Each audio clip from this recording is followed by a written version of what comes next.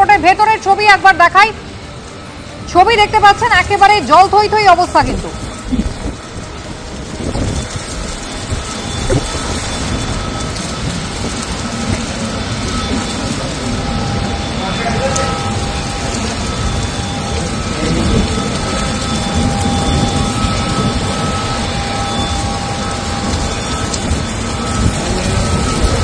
জল থই থই রানওয়ের অবস্থা দেখতেই পাচ্ছেন। আপাতত বিমান পরিষেবা বন্ধ রাখা হয়েছে কলকাতা বিমানবন্দরে।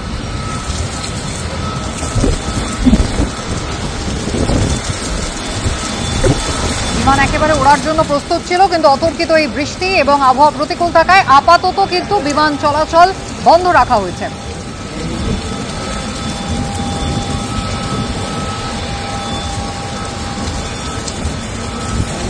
গোটা দক্ষিণবঙ্গ জুড়ে স্বস্তির বৃষ্টি নেমে এসেছে, তবে আপাতত বিমান পরিষেবার উপরে প্রভাব পড়েছে, কারণ বিমান তৈরি থাকলেও আপাতত তাকে উঠতে দেওয়া হচ্ছে না। বিমান পরিষেবা আপাতত বন্ধ রাখা হয়েছে কিছুক্ষণের জন্য। ব্রতদীপ ভট্টাচার্য আমাদের প্রতিনিধি রয়েছেন। ব্রতদীপ, আপাতত বিমান পরিষেবা বন্ধ রাখা হয়েছে, কি জানা যাচ্ছে?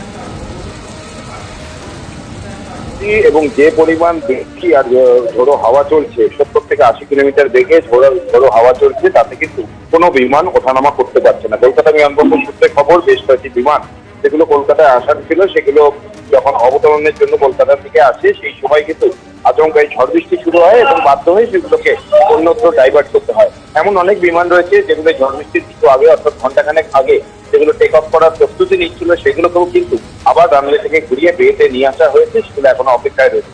অর্থাৎ যে ঝড় বৃষ্টি চলছে, সেই ঝড় বৃষ্টির জায়গায় কিন্তু প্রভাব পড়েছে বিমান পরিষেবাতেও। একাধিক বিমান যেগুলো কলকাতা বিমানবন্দরে আটকে রয়েছে, সেগুলো টেক অফ করতে পারেনি, এবং একাধিক বিমান যেগুলো কলকাতায় আসছিল বিভিন্ন জায়গা থেকে, সেগুলোকে কিন্তু অন্যত্র ডাইভার্ট করতে হচ্ছে। যেটা আবহাওয়া দপ্তর সূত্রে খবর, প্রায় 70 থেকে 80 কিলোমিটার বেগে ঝোড়ো হাওয়া চলছে, এবং এই ঝোড়ো হাওয়াতে যে কোনো বিমানের টেক অফ কিংবা ল্যান্ডিং দুটোই বিপজ্জনক, যেগুলো সময় দুর্ঘটনার আশঙ্কা থাকে। সেই কারণেই কিন্তু যে বিমানগুলি কলকাতায় আসছিল, সেগুলোকে এর আগে থেকেই কলকাতার অনেকটা আগে থেকেই ডাইভার্ট করে দেওয়া হয়েছে বিভিন্ন এয়ারপোর্টগুলিতে। অর্থাৎ 70 থেকে 80 কিলোমিটার বেগে প্রবল ঝোড়ো হাওয়া এবং তার সঙ্গে মুষলধারে বৃষ্টি, আর সেই কারণে আপাতত কোনো বিমানই উঠছে না বা এসে পৌঁছচ্ছে না। আপাতত কলকাতা বিমানবন্দরে পরিষেবা কিন্তু ব্যাহত রয়েছে।